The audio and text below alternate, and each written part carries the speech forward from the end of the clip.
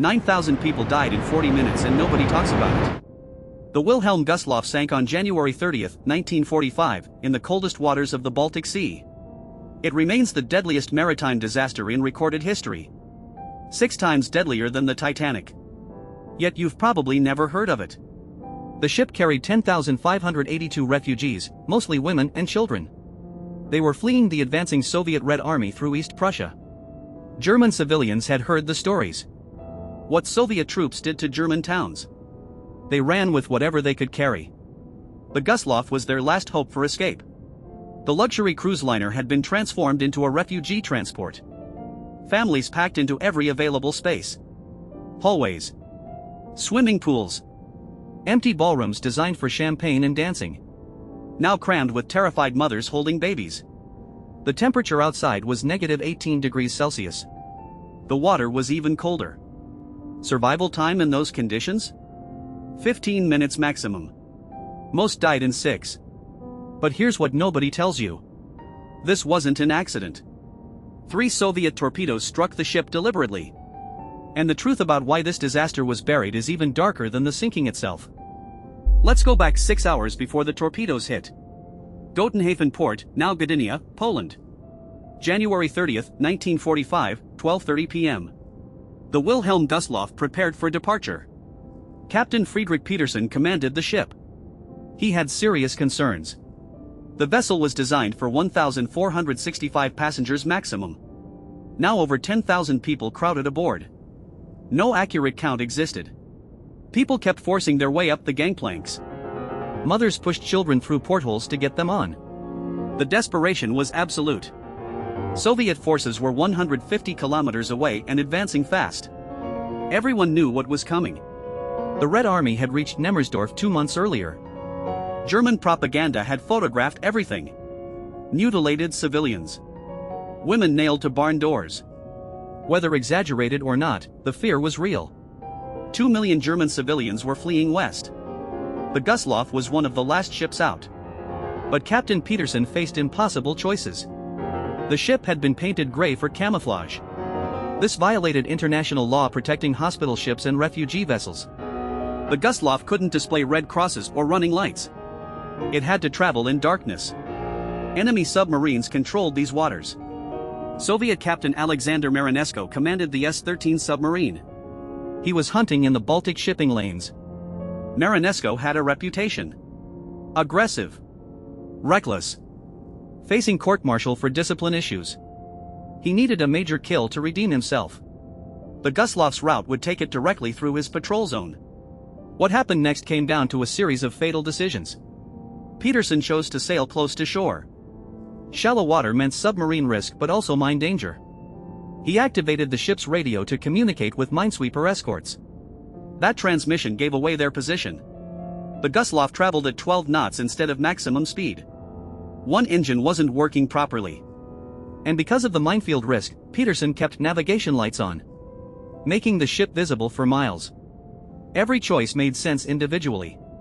Together they created a perfect trap.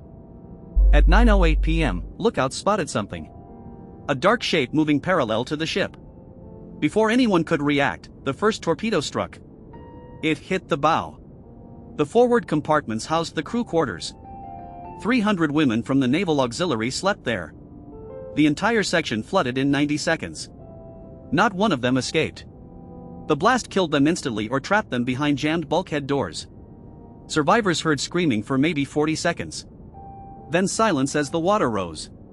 The second torpedo hit 30 seconds later. This one struck directly beneath the empty swimming pool. Remember, the pool was packed with refugees. Mothers. Children. Elderly. The explosion came straight up through the pool floor. The physics of water as a shockwave conductor meant the blast vaporized everyone in that section. Parents on the deck above felt the ship lurch. Then body parts rained down. One survivor, Inga Bendrich, was 9 years old. She watched her mother disappear into a collapsing stairwell. Never saw her again. The third torpedo struck the engine room. All power died instantly. The ship went completely black. 10,000 people. Total darkness. And the Gustloff was already listing 20 degrees to port. Here's what most people don't understand about shipwrecks. Panic doesn't kill most people. Cold does. But the design of the ship killed them first. The lifeboats were frozen solid to their davits. Crew members tried to lower them. The mechanisms wouldn't budge. When they finally broke free, several boats spilled their passengers into the sea. Others capsized immediately upon hitting the water. The Gustloff had lifeboat capacity for 5,000 people in perfect conditions. But nothing was perfect. The list made half the boats unusable. They couldn't swing out over the tilting deck. Passengers tried jumping to reach boats on the low side. The fall was 20 meters into black water. Few survived the impact. But here's the detail that haunts every account. The ship took 40 minutes to sink. Not hours like the Titanic. 40 minutes for 10,000 people to find a way off. Do the math. That's 250 people per minute needing to evacuate. In darkness. In sub-zero temperatures. From a tilting ship. It was mathematically impossible. 1,252 people survived. That's an 88% death rate. 9 German vessels rescued survivors from the water. The torpedo boat T-36 pulled 564 people from the sea. The captain described bodies floating in clusters. Frozen solid. Locked together. Mothers still holding children. The Nazi government knew immediately this was a catastrophe. Admiral Karl Donitz personally received the casualty reports. He made a decision. Suppressed the story completely. Why? Germany was collapsing. The Eastern Front was disintegrating. Millions of refugees were fleeing west.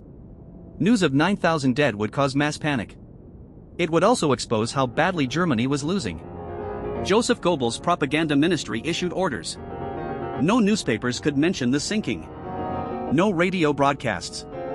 Survivors were told not to discuss what happened. Some were threatened. Others were simply ignored. The official line was that the ship had been evacuated successfully. But here's the truly dark part. After the war ended, the silence continued. The Soviet Union decorated Captain Marinesko as a hero. He received the Order of the Red Banner for sinking the Gustloff. Soviet naval records called it a legitimate military target. And technically, under maritime law, they had a case. The Gustloff was painted military gray. It had anti-aircraft guns mounted on deck. It carried 918 naval officers and 373 female naval auxiliaries. Under international law, that made it a military vessel. The refugees didn't matter legally.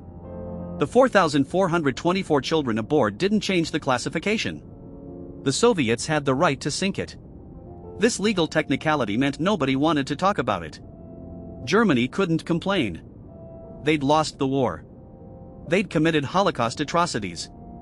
Who would sympathize with German civilian casualties? The Cold War made it worse. West Germany didn't want to antagonize the Soviet Union. East Germany was a Soviet satellite state. The story simply died. But the numbers don't lie. 9,000 dead. The Titanic killed 1,500. The Lusitania killed 1,198. The Armenian refugee ship Merge killed 3,500. Every famous maritime disaster combined doesn't reach the Gustloff death toll. Yet it remains virtually unknown outside Germany. One survivor, Horst White, spent decades trying to get recognition.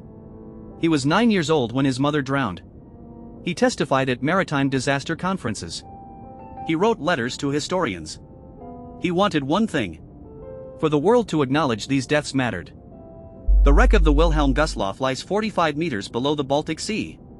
It's a war grave under Polish maritime law. Diving is prohibited. The ship sits 30 kilometers off the coast of Awica. Exactly where it sank 79 years ago. Occasionally, fishing nets snag on the wreckage. Sometimes they pull up artifacts. Shoes. Suitcases. Toys. In 2003, a German documentary team got permission to film the wreck. Their cameras showed corridors still packed with debris. Personal belongings scattered across the seafloor. The swimming pool section is a collapsed crater, where the torpedo came through. This disaster reveals something uncomfortable about history. We remember the tragedies that fit our narratives. The Titanic was hubris punished. The Lusitania was innocent civilians murdered. Both stories are clean. The Wilhelm Gustloff is messy. Victims who were also citizens of an aggressor nation. A legal military target that carried children. A Soviet hero who killed thousands. No side looks good. So it gets forgotten. But 9,000 people died in 40 minutes in frozen water. Most were women and children. That fact exists independent of politics. Their deaths deserve acknowledgement. The Baltic Sea holds their story. And now you know what the world tried to bury. If you think more forgotten disasters need to be remembered, this investigation continues on Tenebris. Because some silences are louder than any explosion. One question remains: how many other catastrophes were buried because they didn't fit the story? Send this to someone who needs to hear it. Then subscribe for a new dark truth every day.